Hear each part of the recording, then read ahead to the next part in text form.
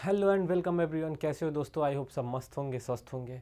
प्यारे साथियों, आज के इस क्लास में आज का जो हमारा क्लास होगा बीएससी एग्रीकल्चर सेकंड सेमेस्टर आपका ऑर्गेनिक फार्मिंग जो सब्जेक्ट है उस पर चर्चा करेंगे। आज का जो हमारा टॉपिक है वो है biological method of wheat control, यानी जैविक विधियों द्वारा खरपतवारों पर नियंत्रण कैसे पाया जाए, हम इस पर चर्चा करेंगे। तो आइए शुरू करते हैं हम आज की अपनी क्लास को। और सबसे पहले यहाँ पे प्रयास करते हैं समझने का कि ये खरपतवार नियंत्रण की जो जैविक विधियाँ होती हैं कौन सी होती हैं और किस तरीके से खरपतवारों को जैविक विधियों द्वारा नियंत्रित किया जा सकता है। तो खरपतवार नियंत्रण के लिए, ठीक है, सबसे पहले इसकी डिफिनेशन के बारे में हम चर्चा करेंगे, इसको जानने का प्रयास करेंगे। तो खरपतवार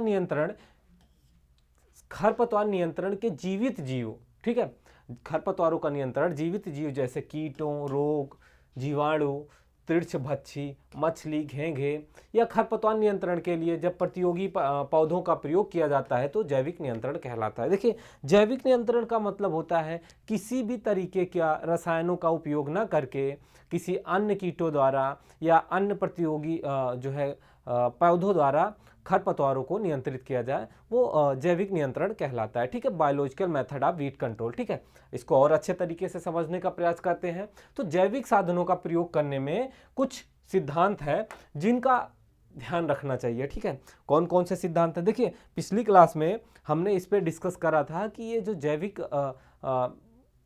जैविक विधियां होती हैं, जैविक विधियों के द्वारा खरपतवारों का नियंत्रण कैसे किया जा सकता है और इसके क्या फ़ायदे होते हैं, हमने पिछली क्लास में डिस्कस किया था। ठीक है, तो आज हम जो है जैविक खरपतवार के नियंत्रण के जो कुछ सिद्धांत है, नियम है, हम उन पे चर्चा कर रहे हैं। तो ऐसे कीट छांटने नहीं चाहिए जिनका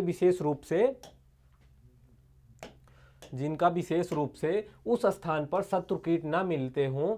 यदि यह सिद्धांत पूर्णतः ध्यान में रखा जाए तो जो कीट खरपतवार को खा जाने के लिए छोड़े गए हैं वो थोड़े ही समय में उनके शत्रु कीटों द्वारा खा लिए जाते हैं। देखिए, प्रकृति में बहुत सारे ऐसे जीव जंतु हैं, कीट हैं जो एक तरह से किसान मित्र भी हैं, यानी कि हमारी फसलों के लिए या किसान के लिए जो है बहुत ही लाभदायक होते हैं। और बहुत सारे कीट ऐसे होते हैं जो हमारे लिए हानिकारक होते हैं, जो हमारी फसलों को नुकसान पहुंचाते हैं और फसलों को खा जाते हैं, जिससे हमें आर्थिक हानि होती है।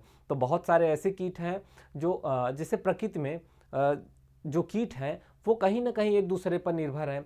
कोई जो बड़े कीट होते हैं वो छोटे कीटों को खाते हैं, तो ठीक उसी प्रकार बहुत सारे ऐसे कीट होते हैं जो हमारी फसलों को नुकसान पहुंचाते हैं। लेकिन कुछ ऐसे कीट होते हैं जो फसल को खाने वाले कीट होते हैं, उन कीटों को खाकर जो है हमारी फसल की सुरक्षा करते हैं। तो इस माध्यम से, अगर इस माध्यम का हम ध्यान में रख के इस विधि का जो है प्रयोग करें तो हम जो है रसायनों के उपयोग से बचा जा सकता है।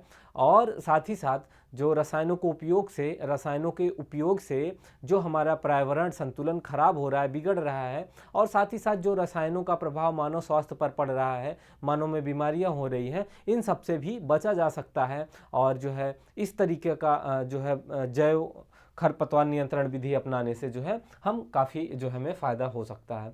अब बात करें दूसरा पॉइंट जो है, तो ये कीट या अन्य जैविक साधन से नियंत्रण के लिए प्रयोग किए जा रहे हर प्रकार के खरपतवार विशेष पर ही आश्रित होने वाले होते हैं, क्योंकि अगर ये आसपास के किन्हीं अन्य खरपतवारों पर आश्रय लेते हैं तो इनके द्वारा खरपतवारों का नियंत्रण संभव नहीं हो सकता है। ठीक है, तो हमें ऐसे जो कीट हैं, जो छोटे कीटों को, यानी कि जो कीट हमारे फसलों के नुकसानदायक होते हैं, तो उनसे जो बड़े कीट होते हैं जो उन कीटों को खा जाते हैं, तो उन कीटों को जो है हमें क्या करना चाहिए, उनका जो है उपयोग करके जो है उनको अपने खरपतवार पर नियंत्रण पाया जा सकता है। ठीक है, आगे हम बात करेंगे जो है कि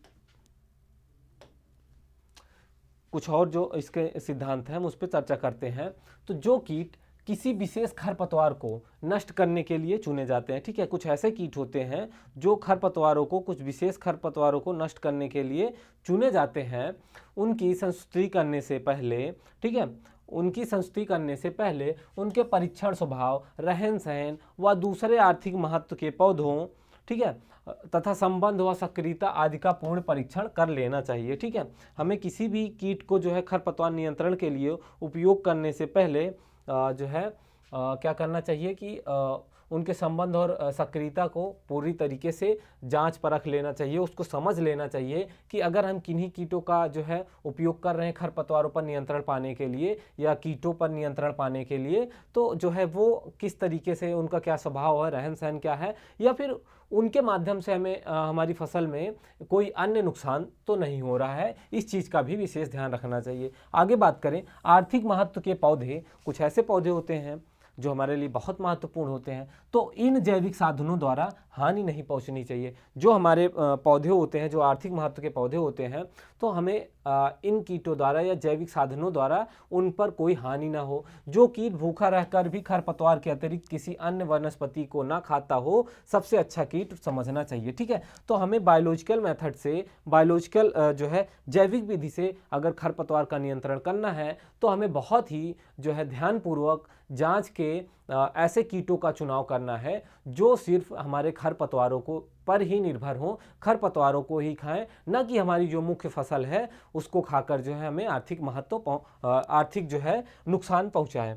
आगे बात करें जलवायु तथा भूमि संबंधित विषमताओं एवं परिवर्तनों की सफलतापूर्वक सहन करने की क्रियाशीलता रहने वाला हो, तो ऐसे कीट हों जिनका हम खरपतवार नियंत्रण के लिए जैविक विधियों में उपयोग कर रहे हैं, वो जहाँ पे इनको हम अपने काम में ला रहे हैं, यूज़ में ला रहे हैं, वहाँ की जलवायु की जो विषमताएँ होती हैं और भूमि संबंधी जो विषमताएँ होती हैं या परिवर्तन होता है, उन सबको जो है वो आसानी से उसमें रह सकें। ठीक है, वो ऐसी परिस्थितियों में भी सर्वाइव कर सके, जी सके, ऐसे कीटों का चयन करना चाहिए। अगला पॉइंट है जैविक विधियों द्वारा एक वर्षीय खरपतवारों की अपेक्षा बहुवर्षीय खरपतवार और कृषि क्षेत्रों की अपेक्षा अकृषि क्षेत्रों के खरपतवार का नियंत्रण अधिक सुविधाजनक ढंग से किया जा सकता है। ठीक है, तो जैविक विधियों द्वारा हम क्या करते हैं कि एक वर्षीय खरपतवारों की अपेक्षा जो है बहुवर्षीय खरपतवार, ठीक है, और कृषि क्षेत्रों की अपेक्षा कृषि क्षेत्रों के खरपतवारों का नियंत्रण जो है अधिक सुविधाजनक ढंग से किया जा सकता है। आगे हम बात करें जैविक नियंत्रण जो है या बायोलॉजिकल मेथड है, उस पर किस तरीके के या किन किन साधनों या फिर जो साधन हैं उन साधनों के क्या प्रकार हैं, कौन कौन से हैं, हम उस पर चर्चा करते हैं। तो जैविक साधनों के प्रकार, ठीक है, जैविक साधनों के प्रकार, टाइप्स ऑफ बायोलॉजिकल जो है इम्प्लीमेंट्स। आगे बात करें कीट की, पहला कीट है तो प्राकृतिक शत्रु यानी नेचुरल एनिमीज में प्रमुख रूप से कीट है। ठीक है, कीटों का प्रयोग अनेक खरपतवारों के नियंत्रण हेतु प्रमुख रूप से किया जाता है। देखिए पहला पॉइंट है जैविक खरपतवारों के प्रकार की बात की जाए, अगर यहाँ पे पूछा जाए कि जैविक खरपतवार के कितने प्रकार होते हैं या कौन कौन से होते हैं, तो सबसे पहला पॉइंट हम बात करेंगे कीटों की बात करेंगे। कीट जो है प्राकृतिक शत्रुओं में प्रमुख कीट है। ठीक है, कीटों का प्रयोग करके हम अनेक प्रकार के जो खरपतवार हैं उन पर नियंत्रण पा सकते हैं। अगला पॉइंट है कीट पतंगे। खरपतवारों को नष्ट करने में मुख्यतः डिप्टेरा, कोलियोप्टेरा, हेमिप्टेरा, लेप्टिप्टेरा, एग्रोमाइजा, थैलका व क्रोसीडोमा आदि जात के जो कीट पतंग होते हैं उनका प्रयोग हम खरपतवार के नियंत्रण के रूप में कर सकते हैं या फिर खरपतवारों पर नियंत्रण पाने के लिए उनका प्रयोग कर सकते हैं। आगे बात करें दूसरा पॉइंट जो है वो है रोगों के जीवाणु। क्या है दूसरा पॉइंट जो है वो है रोगों का जीवाणु। तो खरपतवारों को रोगजन को यानी जिसे पैथोजन कहते हैं तथा परजीवी जिसे पैरासाइट कहते हैं के द्वारा भी नियंत्रण किया जा सकता है या नियंत्रित किया जा सकता है। देखिए हम यहाँ पे चर्चा कर रहे हैं साथियों कि कैसे बायोलॉजिकल विधि से या जैविक मेथड से खरपतवारों पे नियंत्रण पाया जा सके बिना किसी रसायनों का उपयोग किए या किसी भी ऐसी वस्तु का प्रयोग किए जिसके द्वारा जो है हमारी प्रकृति को, हमारे प्रकृति संतुलन को या फिर मानव स्वास्थ्य को किसी भी प्रकार की हानि हो। हम उन सब का न उपयोग करके जैविक मेथड का उपयोग करें जिससे हम जो है अपने खरपतवारों पर नियंत्रण पाया जा सके। तो हमने कीट की बात की, तो कुछ ऐसे कीट प्रकृति में पाए जाते हैं जो तमाम प्रकार के खरपतवारों को खाकर जो है खरपतवारों जिनका प्रयोग करके हम खरपतवारों पर नियंत्रण पा सकते हैं। दूसरा है रोगों के जीवाणु। ठीक है, रोगों के जीवाणु खरपतवारों को रोगजन को यानी कि जिसे पैथोजेंस कहते हैं तथा परजीवी या फिर जिसे पैरासाइट कहते हैं, इनके माध्यम से जो है इनको नियंत्रित किया जा सकता है। ठीक है, जैसे कि रोगजनक या पैथोजन जैसे कि विषाणु जिसे वायरस कहते हैं, जीवाणु यानी बैक्टीरिया, फंगस होते हैं जो वायु, जल तथा कीटों, जानवरों, पौधों आदि के संपर्क द्वारा क्या होते हैं, फैलते हैं। ठीक है, ये सब जैसे वायरस हो गया, बैक्टीरिया, फंगस, ये सब जल, वायु तथा कीट, जानवर और पौधों के संपर्क द्वारा एक दूसरे से फैलते हैं। आगे बात करें पैथोजेंस की, या फिर वायरस, जीवाणु, बैक्टीरिया, फफूंदी खरपतवार के क्षेत्रों में निषेचन करके खरपतवारों को नष्ट करते हैं, ये पैथोजेंस होते हैं। ठीक, आगे हम बात करें कभी कभी जानवर व कशेरुकी प्राणी का प्रयोग भी खरपतवार नियंत्रण के लिए किया जाता है, जैसे कि उदाहरण के लिए हिरनखुरी की बात की जाए। ठीक है, कन्वोलुसस आर्बेंसिस का नियंत्रण भेड़ व बकरी द्वारा चराने पर ऐसा स्टेलर एवं कार्लसन ने 1947 में एक रिपोर्ट किया कि जलीय खरपतवार एक्वेटिक बीट का नियंत्रण मछलियों एवं घेंघों द्वारा किया जा सकता है। कपास के खरपतवार हंस के द्वारा अर्थात जल के धान के जलीय खरपतवार बतख के द्वारा नष्ट किए जा सकते हैं। ठीक है, तो ये सारे जिस पे हमने बात की कि बतख के द्वारा धान के जो है खरपतवारों को नष्ट किया जा सकता है, तो कुछ ऐसे प्रणाली जिसे जैविक जीव कहते हैं, जलीय जीव कहते हैं। अब बात करें हम कशेरुकी प्राणी की, तो कुछ कशेरुकी प्राणी खरपतवारों को के नियंत्रण में बहुत ही महत्वपूर्ण भूमिका निभाते हैं।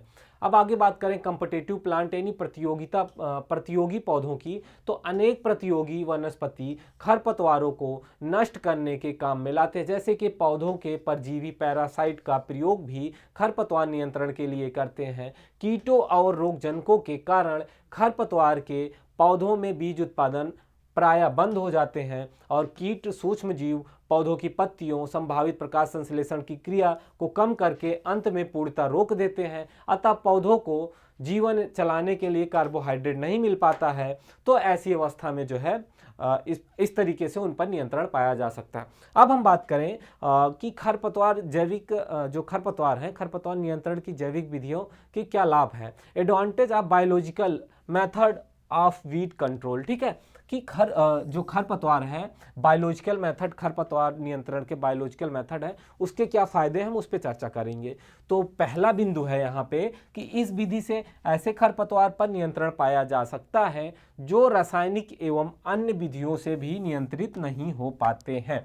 ठीक है, पहला पॉइंट जो विशेष ध्यान देने वाला है, या फिर ध्यानपूर्वक इसको समझने का प्रयास करिए कि खरपतवार नियंत्रण की जैविक विधियों के लाभ। ठीक है, हम खरपतवार नियंत्रण जो है जैविक विधियों द्वारा कर रहे हैं, तो उसके क्या लाभ हैं।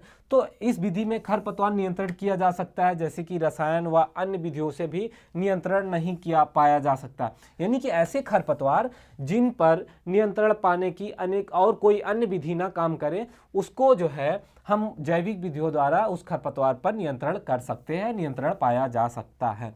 इस विधि के द्वारा एक वर्षीय खरपतवारों की अपेक्षा क्या होता है, ये जो विधि है, इस विधि के द्वारा एक वर्षीय खरपतवारों की अपेक्षा बहुवर्षीय खरपतवार एवं कृषक क्षेत्रों की अपेक्षा अकृषक क्षेत्रों के खरपतवार का नियंत्रण अभी अधिक प्रभावी ढंग से किया जा सकता है। ठीक है, तो जो जैविक विधियां हैं, यानी कि बायोलॉजिकल मेथड है वीड कंट्रोल करने का, तो इस विधि द्वारा एक वर्षीय, बहुवर्षीय तथा कृषि क्षेत्रों की अपेक्षा अकृषि क्षेत्र, यानी कि ऐसे क्षेत्र जिन क्षेत्रों में खेती ना की जाती हो, वहाँ पे जो है इसका जो है बायोलॉजिकल मेथड द्वारा खरपतवारों पर नियंत्रण पाया जा सकता है और उन क्षेत्रों को भी खेती योग्य बनाया जा सकता है। ठीक है, तो ये हुआ जो है खरपतवार नियंत्रण की जैविक विधियाँ, और यह एक अस्थायी विधि है, प्रत्येक वर्ष दोहराने की आवश्यकता नहीं पड़ती। जैविक विधियों द्वारा खरपतवार का नियंत्रण अपेक्षाकृत सरल होता है, श्रम की अधिक आवश्यकता नहीं पड़ती है। ठीक है,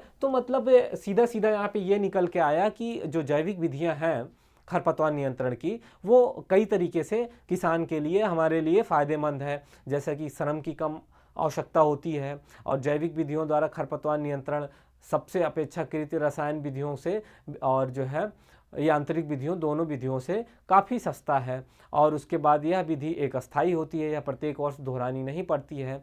तो जो जैविक विधि है क्या कहते हैं वीड कंट्रोल की, ये काफ़ी ही जो है हमारे लिए लाभदायक है। तो दोस्तों, हमने आज की जो क्लास थी हमारे इस सेशन में हमने इस पे चर्चा किया कि जैविक विधियों द्वारा जो है खरपतवारों पर नियंत्रण कैसे पाया जाए और उसके क्या लाभ हैं। ठीक है, अगर हम हानि की बात करें कि जैविक विधियों द्वारा अगर हम खरपतवार पर नियंत्रण पाते हैं तो उसके कुछ हानि भी हो सकती है। ठीक है, तो हानि क्या हो सकती है, जैसे कि ऐसे जो कीट हैं जो हमारी कुछ कीट ऐसे भी होते हैं जो हमारी मुख्य फसल को खराब कर सकते हैं। उनको अगर ऐसी अवस्था में, जैसे कि वो खरपतवार जिस पे खरपतवार वाले पौधों को नष्ट कर, अगर वो पौधे नष्ट हो जाते हैं तो ऐसी अवस्था में वे कीट जो है हमारी प्रमुख फसल को भी खाकर नुकसान करते हैं। तो कुछ कहीं ना कहीं हर हर पहलू के कुछ फायदे कुछ नुकसान होते हैं।